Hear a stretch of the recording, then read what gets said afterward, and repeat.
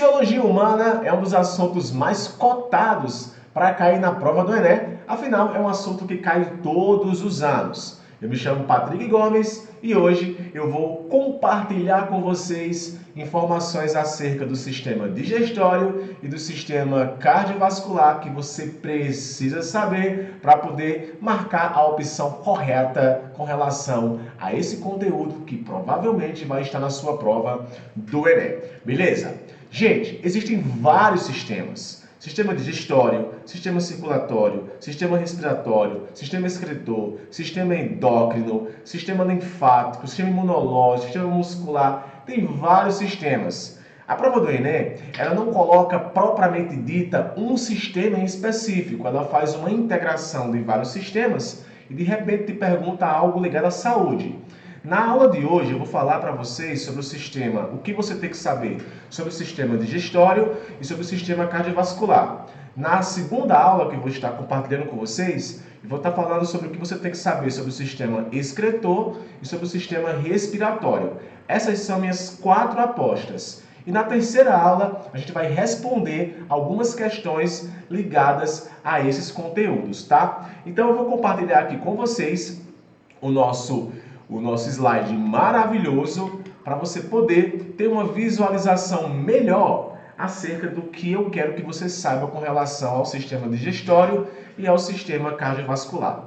Como você pode perceber, o sistema digestório ele é subdividido. Ele tem uma parte de trajeto e tem uma parte de anexo. O que seriam esses anexos? Seriam órgãos ou estruturas ao qual o alimento não passa por dentro dela, mas ainda assim ela é fundamental para o processo digestório.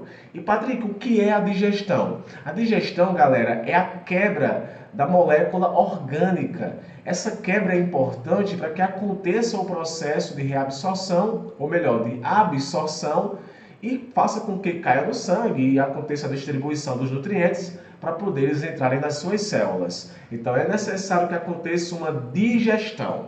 Outra coisa fundamental é que a digestão humana é uma digestão extracelular. As pessoas acham que nós temos uma digestão intracelular. Só que no caso, em se tratando de sistema digestório, onde a matéria orgânica está sendo totalmente degradada à base de um tratamento químico com enzimas, nós chamamos isso de digestão extracelular, tá? Então eu selecionei aqui 3 informações básicas que eu quero que você saiba para poder você marcar a opção correta da prova do Enem quando aparecer sistema digestório, tá? Então aqui eu tenho a imagem dessa pessoa e aqui eu tenho órgãos que fazem parte do sistema digestório. Eu vou aqui selecionar para vocês os órgãos que fazem parte acerca do trajeto da digestão, tá? Então o alimento passa pela boca, o alimento passa pela faringe, o alimento passa pelo esôfago. Qual é a informação que eu tenho que levar para a prova com relação a faringe e esôfago? Movimentos peristálticos,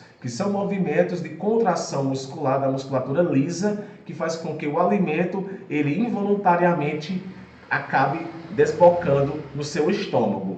Esse movimento é tão forte de um jeito que se você estiver de cabeça para baixo, o alimento ainda assim vai chegar no seu estômago. Então não esquece disso. Movimento peristáltico é um movimento involuntário promovido pelo tecido muscular liso, que faz parte aí dessa estrutura, tá? O alimento então cai no seu estômago. Então tem aqui o estômago, do estômago o alimento ele vai para seu intestino. O intestino é gigante, tem várias partes, 3 partes são bem conhecidas. O duodeno, o jejuno e o íleo.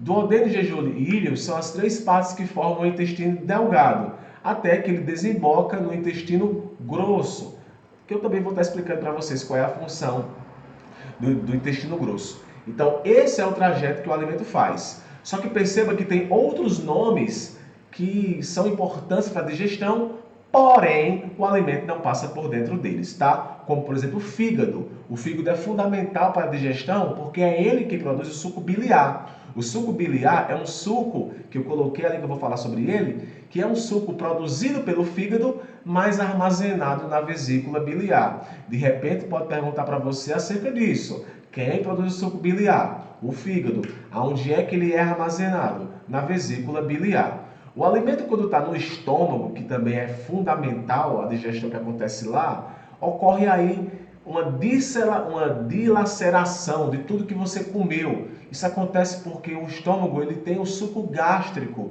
E esse suco gástrico ele literalmente derrete o alimento.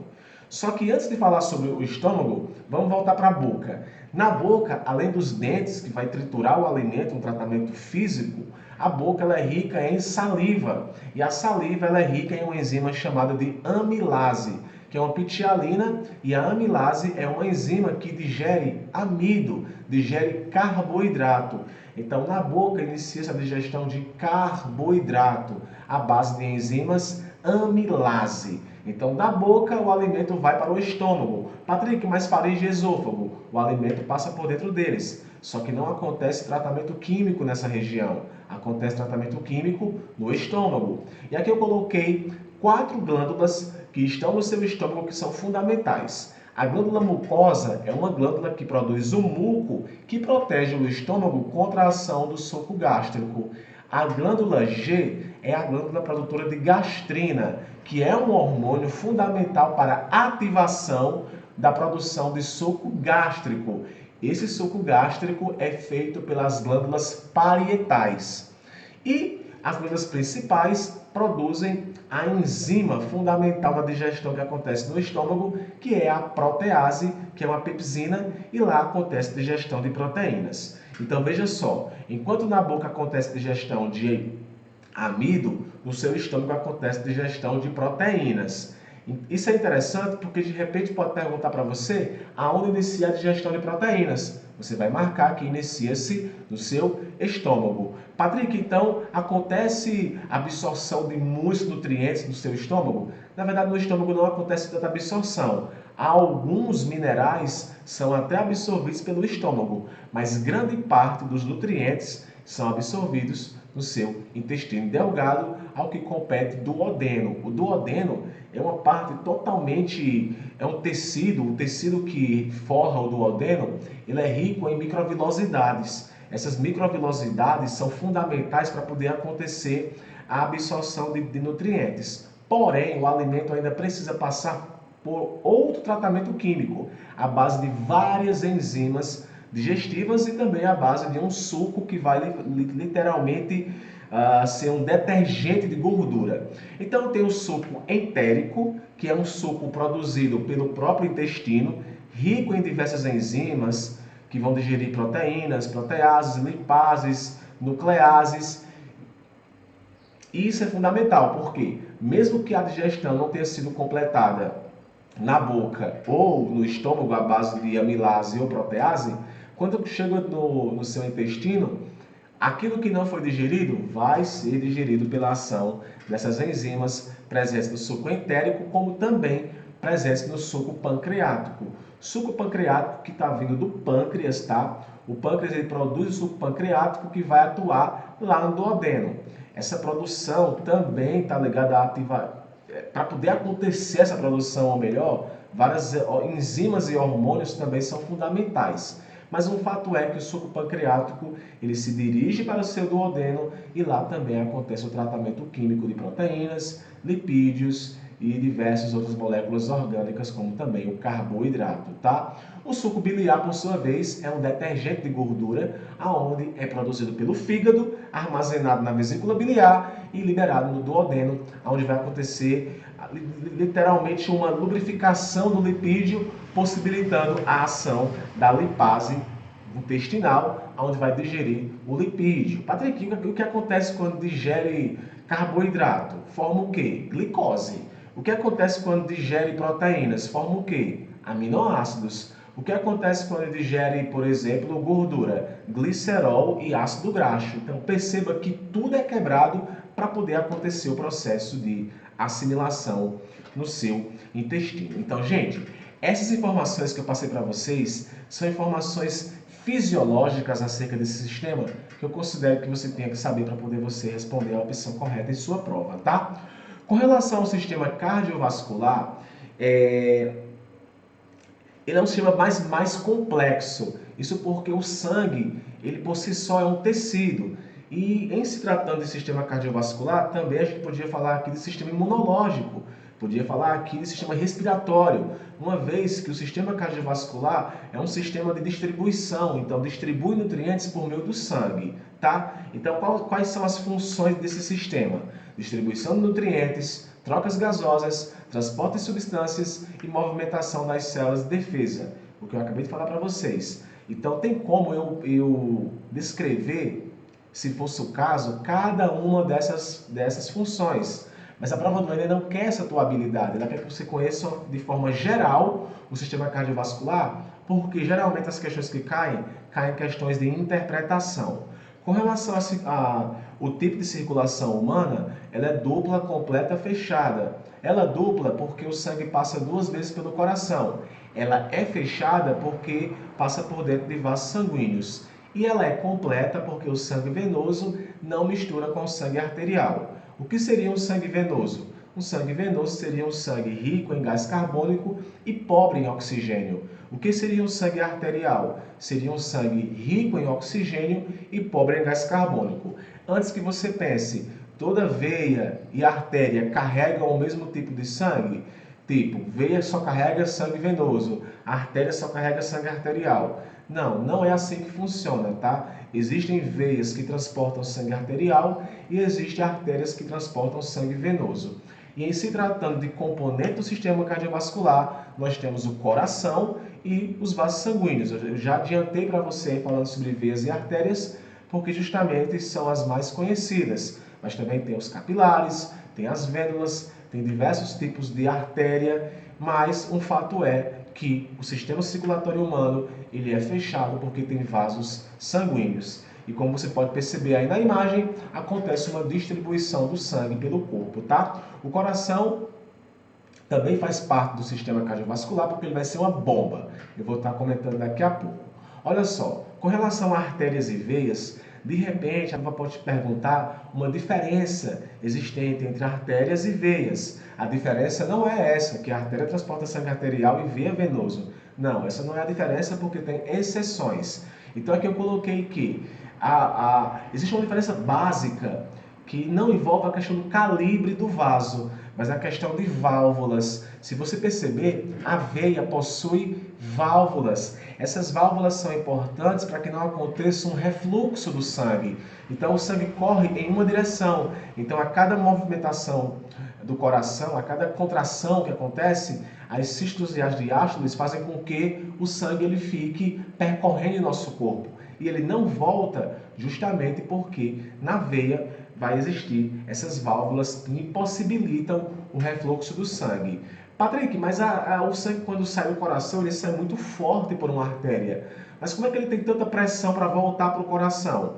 Isso acontece porque as veias elas passam por dentro dos músculos. Então, todas as vezes que você contrai seu músculo, o que acontece é que as veias também são contraídas, fazendo com que o seu sangue ele se dirija até o seu coração, tá? Então, nós temos aqui, na questão de veias, a presença de válvulas e a ausência de válvulas nas artérias, tá? É uma diferença bem padrão que eu acabei colocando aqui para você.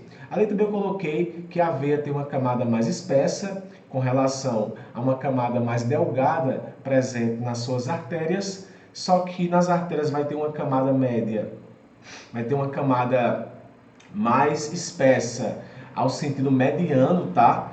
E no caso das veias vai ser uma camada mais delgada. Isso é mais uma curiosidade, mas o que eu queria que você filtrasse aqui é com relação à presença de válvulas e a ausência de válvulas entre veias e artérias. Com relação ao coração, a movimentação do coração, ela tem nome. Quando o coração contrai é sístole, quando o coração relaxa é diástole. Então fica nessa, sístole, diástole, contração, relaxamento. O nosso coração é tetracavitário, tem quatro cavidades. Átrio direito, átrio esquerdo, ventrículo direito, ventrículo esquerdo. Como a circulação ela é completa, o sangue venoso não mistura com o sangue arterial. E como ela é dupla, o sangue passa 2 vezes pelo coração. Então o que é que acontece? O sangue venoso entra dentro do coração, ganha força e vai para o pulmão, onde acontece o processo de hematose, que é o processo de trocas gasosas. E do pulmão ele não vai para o corpo, ele volta para ele não vai ser distribuído, o sangue não vai ser distribuído para o corpo. Ele volta para o coração, onde acontece outra contração e ele é, de fato, distribuído. Então, ele sai do coração venoso e volta para o coração arterial. De repente, a provinha pode te perguntar o trajeto que o sangue faz, que no caso ele entra pela veia cava, ele entra através da veia cava no átrio direito, beleza? Ele passa para o ventrículo direito. Existe uma válvula chamada de válvula tricúspide que impossibilita que aconteça o próprio refluxo do sangue. E do ventrículo direito, o sangue ele entra em uma artéria pulmonar. E essa artéria pulmonar ela vai se dirigir até o pulmão. E detalhe, é uma artéria que transporta sangue venoso. No pulmão acontece a hematose, que é o processo de trocas gasosas, aonde sai o dióxido de carbono e entra o oxigênio. O sangue então retorna para o coração pela veia pulmonar. Veia pulmonar entra no coração. Uma dica importante, vaso que entra, veia, vaso que sai, artéria. Então o sangue volta para o coração por meio da veia pulmonar e essa veia pulmonar está transportando sangue arterial. Então perceba que a artéria pulmonar transporta sangue venoso e a veia pulmonar transporta sangue arterial, até que o sangue desemboca no átrio esquerdo, passa para o ventrículo esquerdo através da válvula bicúspide e em seguida é retirado do coração pela artéria aorta, aonde vai acontecer a distribuição. Na aula que a gente vai responder as questões, você vai perceber que sempre que cai sistema cardiovascular é alguma coisa ligada à saúde. Aguardem que vocês irão responder comigo essa questão, tá? Então, sobre o sistema digestório e circulatório, eu compilei algumas informações que eu considero importante que você relembre para você poder ter uma chance maior de acertar questões que envolvem esse assunto na prova, tá? Eu fico por aqui e me acompanhe na próxima aula que eu vou falar sobre tudo que você tem que saber sobre o sistema excretor e sobre o sistema respiratório. Um forte abraço e nos vemos na próxima aula. Tchau, tchau!